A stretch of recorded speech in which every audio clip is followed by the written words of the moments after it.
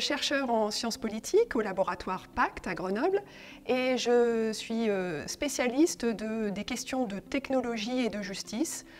Comment les mondes du droit et de la justice et le monde des technologies se rencontrent. Le projet Justia a deux objectifs principaux. D'abord, il vise à analyser le développement des algorithmes dans la justice et en particulier s'intéresser à la question de la justice prédictive, qui est une expression qui a émergé au milieu des années 2010 et qui a donné lieu à d'importants débats.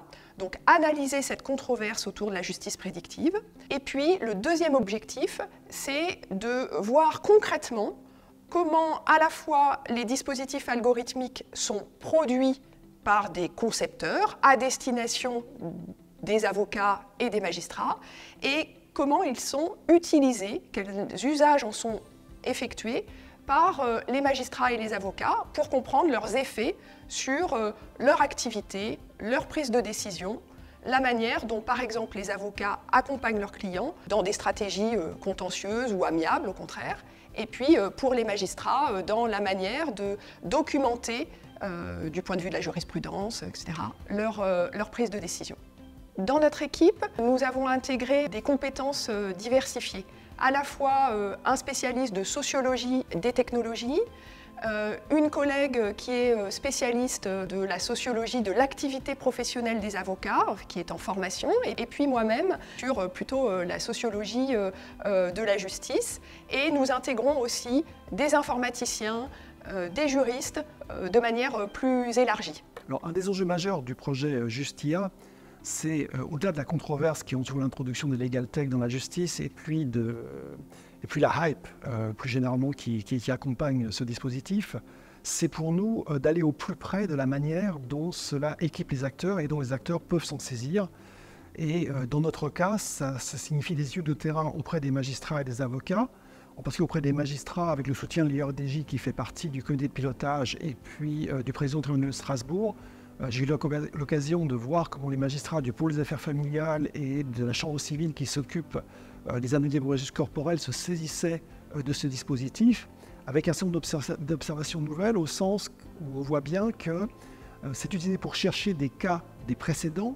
Ça pose des questions de ce rapport à ces cas antérieurs et à la jurisprudence, et des questions qui se posent de manière très différente selon le type de contentieux. C'est-à-dire, contrairement à l'idée que ça pourrait se développer de manière homogène dans la justice, on voit bien qu'il faut regarder contentieux par contentieux et qu'il y aura une tension entre le rôle que cela aura comme dispositif d'aide à la décision et puis la revendication d'autonomie du juge, ce qu'on appelle l'impérium du juge. Et actuellement, notre idée est de prolonger ces approches au plus près des acteurs, au plus près des terrains, vers les avocats. Ce qui est important de retenir, c'est que les professionnels de justice, c'est des gens qui vont avoir besoin d'informations rapides et fiables.